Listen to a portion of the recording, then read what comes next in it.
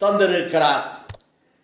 குன்னூர் பகுதியிலே இருக்கின்ற பள்ளிகளில் சிறப்பான ஒரு பள்ளிக்கூடம் என்று குன்னூர் பகுதி மக்களால் போற்றப்படுகின்ற பள்ளிகளிலே ஒன்றாக இருப்பது புனித அந்தோனியார் மேல்நிலை பள்ளி, சென்ட் அண்டரீஸ் மேல்நிலை பள்ளி குன்னூர் என்றும் சொல்லுவார்கள்.